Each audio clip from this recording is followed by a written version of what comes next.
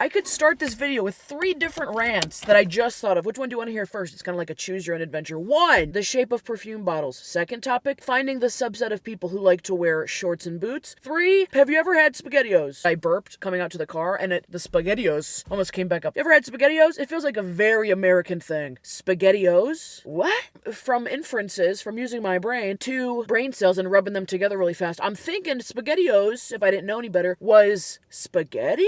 But the noodles are O's? Maybe? SpaghettiOs? Yeah. It's like spaghetti in a can, but it doesn't taste like spaghetti. The sauce is watery. 1 part pasta water mixed with a drop of like a marinara or a spaghetti sauce, and then it's 99% water. It's liquidy. And I used to like SpaghettiOs as a kid. My mom was going to the store the other day. I said, oh, give me a can of SpaghettiOs. It's been forever. I used to love that stuff. Had it today. Disgusting. It's bland. It's more soup than it is spaghetti. More like SpaghettiOs. Oh, you eating the SpaghettiOs. Can you imagine giving people, like the meatballs that come in SpaghettiOs? Can you imagine giving someone, born and raised Italian person, has had nothing but the finest pasta, sauces, spaghetti, the chicken parmigiano. Can you imagine giving them a bowl of SpaghettiOs and you get that processed chunky meat that is not meat, but I don't know what it is. What is the meat in SpaghettiOs? What? Why? Pasta with meatballs made with pork, chicken, and beef. Pork, chicken, and beef? And it tastes like none of those. There's no fucking way. There's no...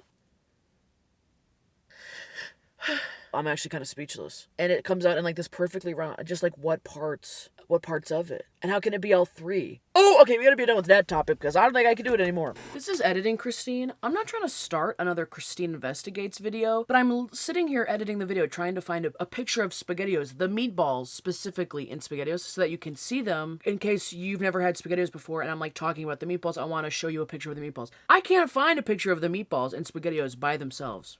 Can't find it. If you Google image search it, all of like the official pictures of SpaghettiOs is SpaghettiOs without the meatballs, without any meat in it. The only thing I'm finding is like Reddit threads. People who made recipes with SpaghettiOs are posting pictures of it, but I cannot find a picture of a standalone SpaghettiOs meatball. That shouldn't be the most impossible thing to find on the internet. So then I was like, what is this about? Why does SpaghettiOs not want you to see the meat? I looked up SpaghettiOs commercials and I just realized that most of the time in a SpaghettiOs commercial, they use cartoons of the SpaghettiOs, cartoon images, so that they never actually show you like a real bowl of SpaghettiOs. Or if they do, it's the one without meat, or it's like very quick. Someone's eating it. It's a spoonful, but there doesn't happen to be a meatball on there. It's crazy. I'm also on their website right now, and yeah, the one picture they have is of a bowl of SpaghettiOs, no meat in it whatsoever. It says Frank's Red Hot, original spicy. I don't care. What are we hiding?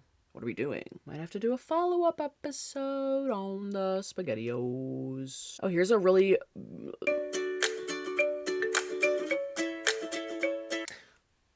Well, I might have just debunked my own thing. I just saw a commercial. This looks like the most recent commercial they've put out. And they clearly show meatballs in the SpaghettiOs right here. But how come I can't find a picture of the meatballs by themselves?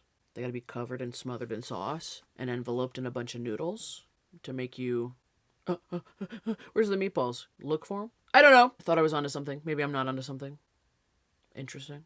What else did I want to... Perfume bottles! Perfume bottles! I saw a TikTok of this person who had dropped their new perfume, like on the ground on the street outside. The bottle shattered. I went to go pick up my perfume before I left, and the bottle is shaped just weird enough that slipped right out of my hand. Why do they make perfume bottles weird shapes? They've literally cutesified perfume bottles. Why are the outside of the perfume bottle so like shiny and glassy and glossy? What do we do? I want to buy it and know that it's not gonna fall out of my hand. Make it rough. Make it like sandpaper. Make it like sticky so as soon as it touches my hand, that bottle ain't going nowhere. I'm over here whipping my perfume bottle around and I know it's not going to fall out of my hand, shatter, and there's just scents leaking into my carpet. Why are they making perfume bottles that look like this? Why in the hell? I mean, like, sure, cutesy helps them with marketing, but I'm not seeing the point. I'm not seeing the risk and the reward. You're gonna give me this glossy, glassy, shiny bottle that could easily slip out of my hand? Because if it breaks, if I have a perfume that breaks, you think I'm gonna buy it again? Fool me once, shame on you. Fool me twice. I'll wrap that bottle in double-sided tape and I'll never drop it again. Talk about modifying the product. I have to go to the post office. I feel like the holiday hangover I was talking about has leaked into the new year. Yippee-ki-yay. We're gonna go to the post office because I had someone ship me something to the P.O. box that I'm actually really excited for and I've been waiting on. Hopefully it's there.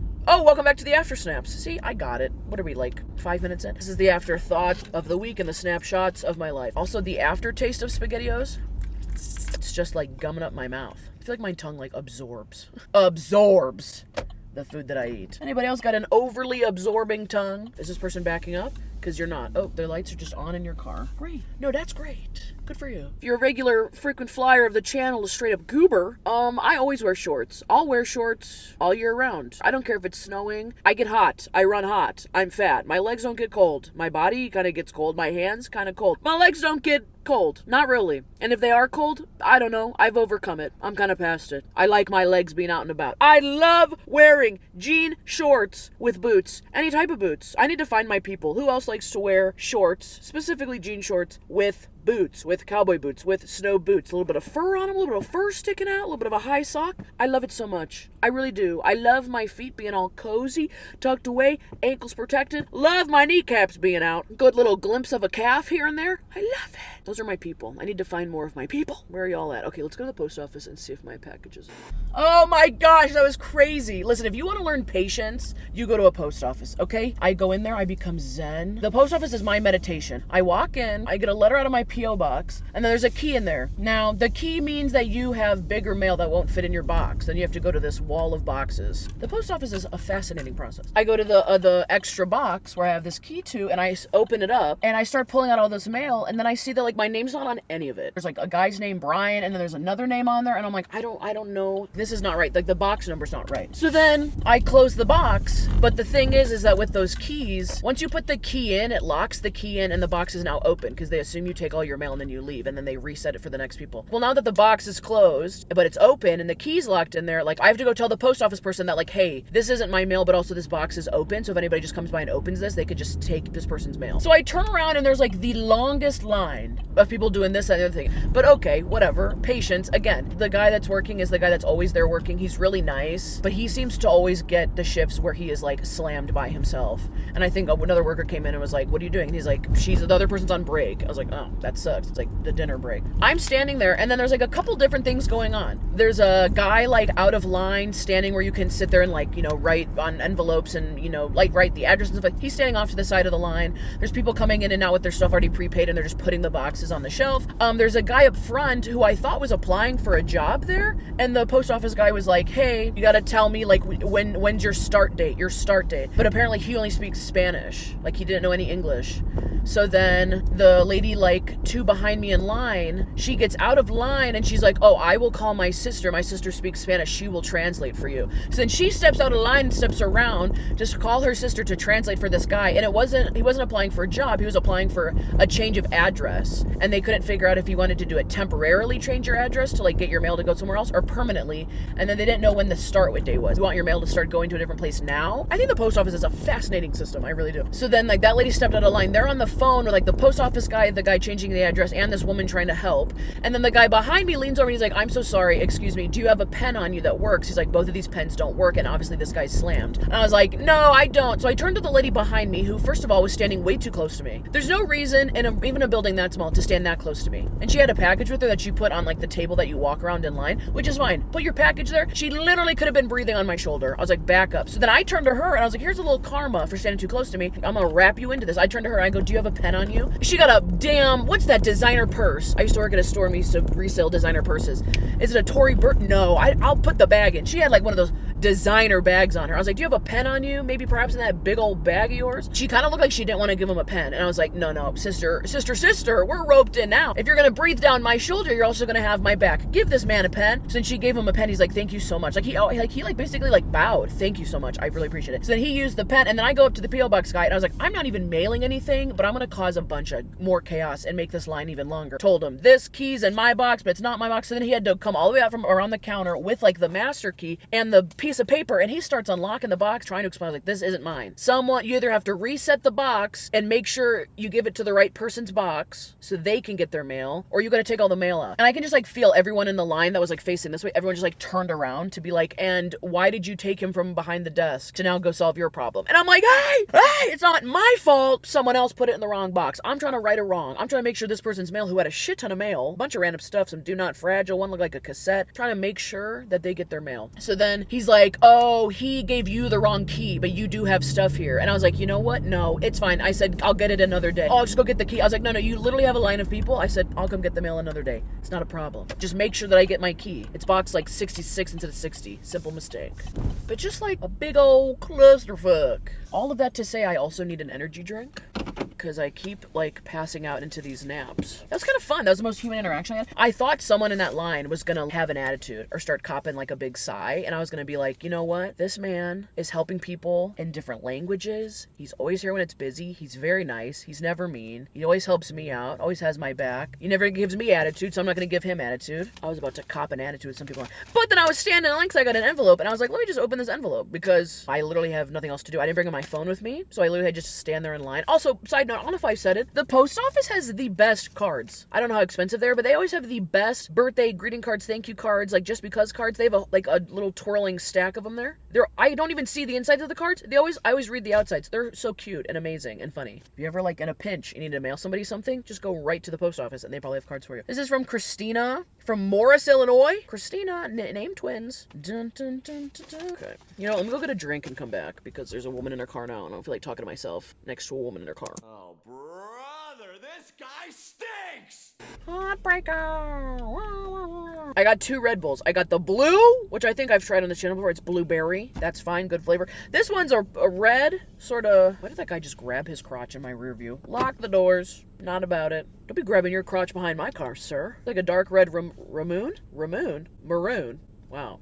Guess what flavor this is? Pear cinnamon. What in the fuck? Pear cinnamon? I only got this because I think I'm not gonna like it, and then I got the blueberry one as a backup. Now, these are too expensive for you to be lollygagging around, dilly-dallying, figuring out if you like the flavor or not. But I can't pass pear cinnamon? I think it tastes like shit. I only want to try it because I think I'll hate it so much that I'll be able to rant and rave about it to my friends. Be like, you never tried nothing until you've had a pear cinnamon Red Bull. God, you know what it smells like? Holy shit. You ever had the Runts candy? The Runts candy, the banana Runts candy. It has like a weird fake banana-y smell. Holy shit, that smells like this. The pear cinnamon Red Bull smells like the yellow Runts candy. That's absolutely nuts.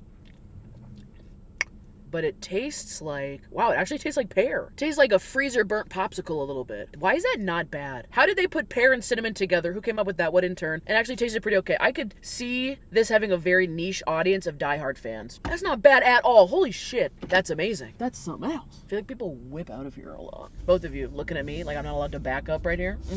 Oh, I'm in the mood to fight somebody today. The look that that lady, see, I'm still stuck on it. The look that that lady gave that guy asking for a pen, she didn't want to give that pen up. Ma'am, unless it is your favorite fucking pen with your wedding date fucking engraved in it in gold flecks, give him the pen. Mike, and then he returned it and was like, I really appreciate it. Thank you. You got 2 thank yous for 1 pen. Get over yourself. Oh my. Or if you have a purse that big, if you can afford a purse that nice, start carrying 2 pens. And 1 pen is your give out pen. Oh, you need a pen? Here's a pen. I'm ready to fight today. So I didn't get to see if my package was there. When I get home, we'll talk about this card. Cute card, so funny. She wrote all over the back, too. Heartbreaker! Room shaker! I don't know if those are the words. Another little adventure in the life. Really, the battery's gonna die? Really? I'm gonna order more batteries for this camera. I'm gonna have so many batteries on deck that I'll never, ever utter again. Oh my god, the battery's gonna die? Never, ever. Never, ever, ever, ever, ever, ever.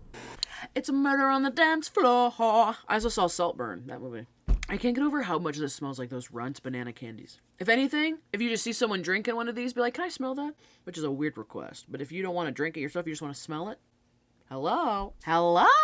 Okay, I got this card. It says nothing but thanks. It's a bunch of dog butts. Bunch of dog butts. You got a Dalmatian. You got a little terrier. You got a Dachshund. Shiba. You got a pug. And then you got like a mutt. It says, hey, Christine. I hope you had an amazing Christmas. Thank you. I hope the new year will be good to you. Thank you. Same to you. Thank you for being you. Thank you. Just showing your real self. Take time with your art. Please don't rush out videos and stress yourself out. That's so nice. I don't think people understand I don't know. The power of words in the form of a sentence to be like, I don't know. Someone took the time to write me a card and say that is crazy. I always see you guys put it in the comments. I read a lot of the comments. I feel like people are like, oh my God, I didn't know you were going to comment on my comment. Why? It's my video. Why wouldn't I read your comment? That's like you ringing my doorbell and then being like, oh, I didn't know you were going to answer the door. Why would it's my door to answer? Why wouldn't I? You were standing out here. You were knocking on it. You were inquiring about my presence. I'm here. What's up? I made a sticker for you. I remember you saying this as a quote in a video. I thought it was funny. Thank you for being here. Oh, that's so nice. Christina, Illinois chick. I love it. And the sticker says, Christine Snaps is certified the good vibes gal. I think I said that in a P.O. Box video.